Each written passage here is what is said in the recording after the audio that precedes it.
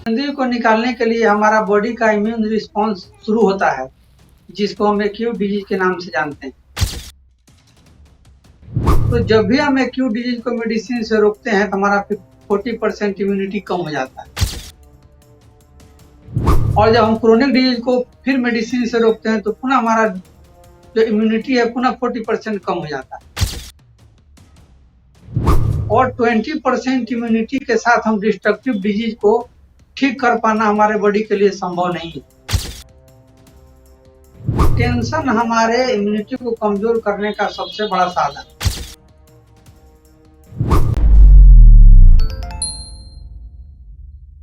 नमस्कार, D5 channel Hindi देख रहे दर्शकों का मैं वंदना स्वागत करती हूं। आज एक बार फिर हमारे साथ जुड़े हुए हैं डॉक्टर नवीन श्रीवास्तव। डॉक्टर नवीन, आपका बहुत बहुत स्वागत है हमारे इस प्रोग्राम में।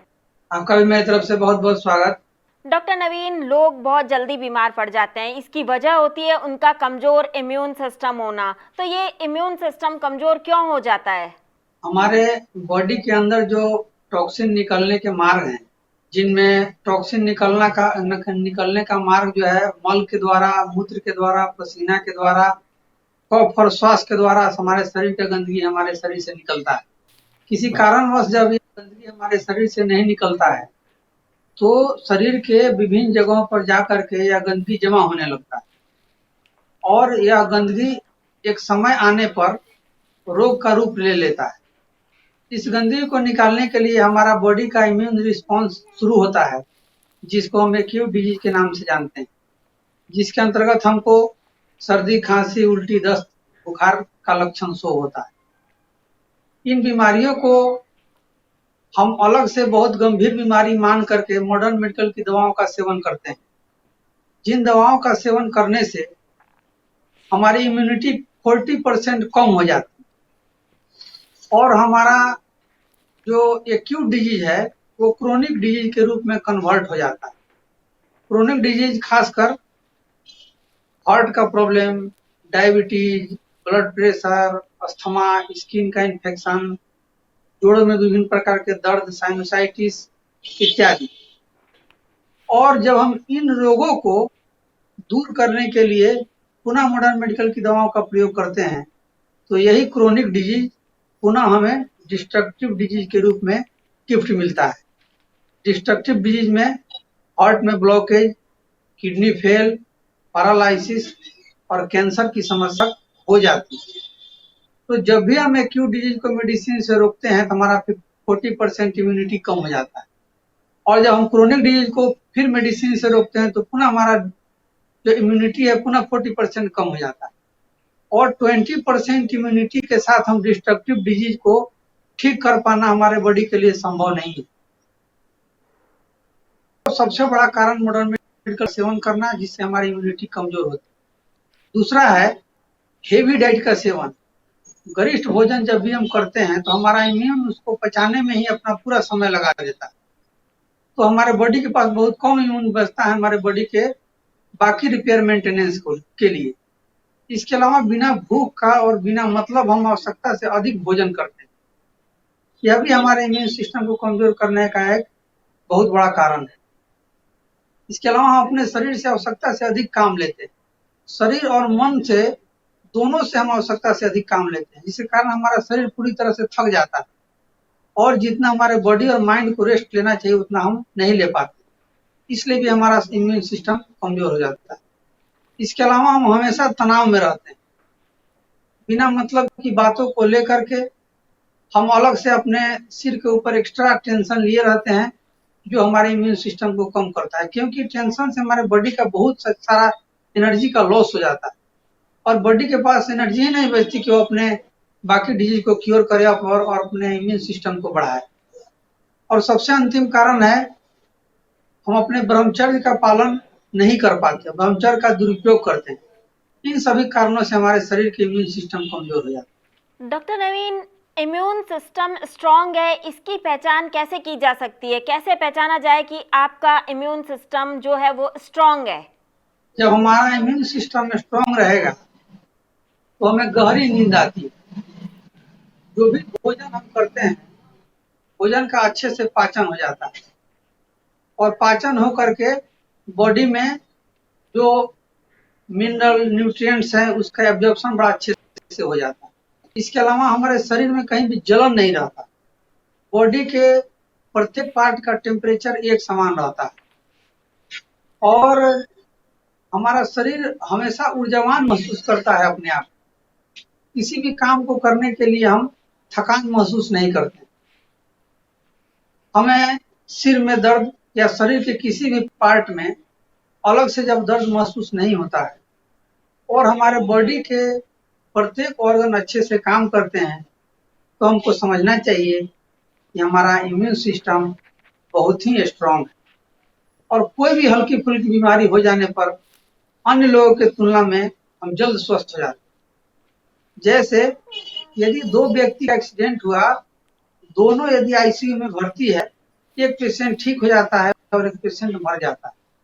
वैसे पेशेंट रिकवरी में चले आते हैं जिनका इम्यून सिस्टम बहुत स्ट्रांग है और वो पेशेंट जिनकी मृत्यु हो जाती है जिनका इम्यून सिस्टम बहुत स्ट्रांग है। तो ये कुछ पहचान है जिनके द्वारा हम अपने आप को देख सकते हैं कि हमारा इम्यून सिस्टम कितना स्ट्रांग है।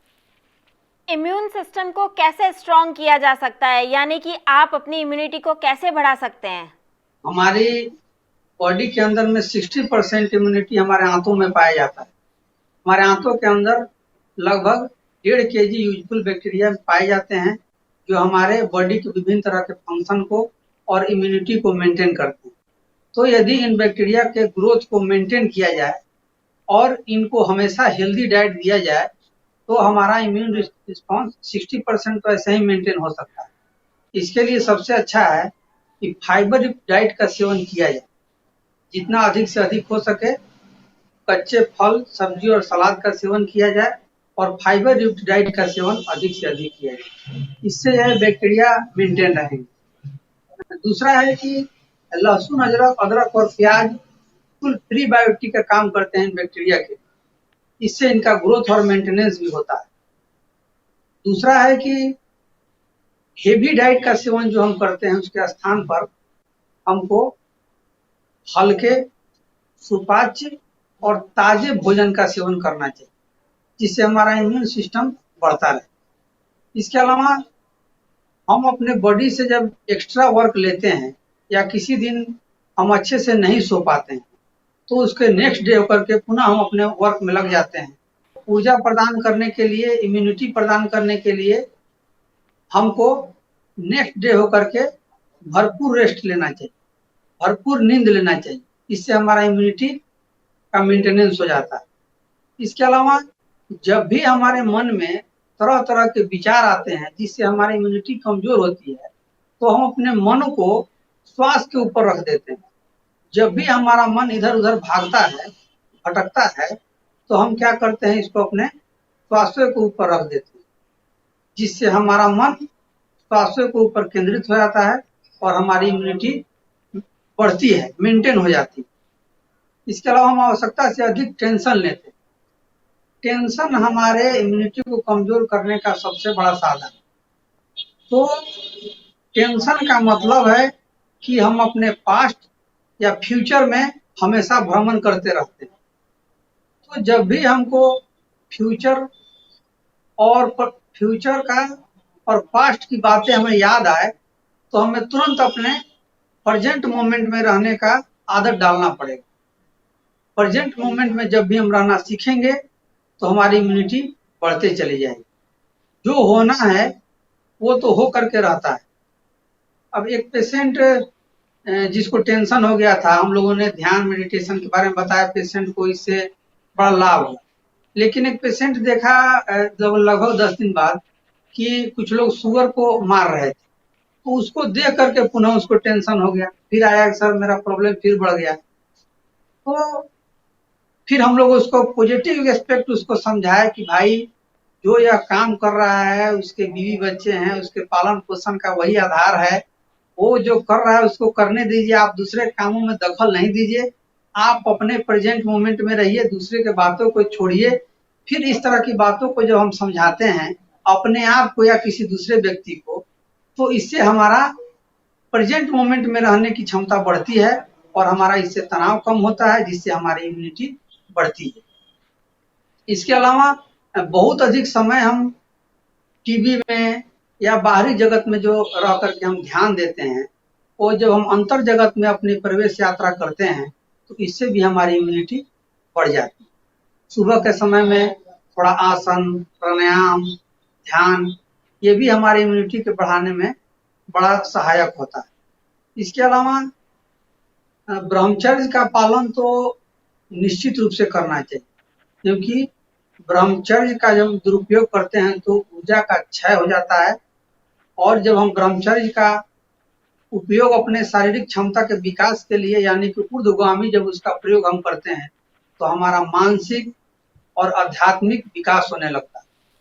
तो इन सभी माध्यमों के द्वारा हम अपनी इम्यूनिटी को बढ़ा सकते हैं। डॉक्टर नवीन, आप हमारे साथ जुड़े, आपका बहुत बहुत धन्यवाद। आपका और आपके दर्शकों का भी मेरे तरफ से बहुत बहुत धन्यवाद। अगले एपिसोड में आपसे फिर मुलाकात होगी, तब तक के लिए नमस्कार।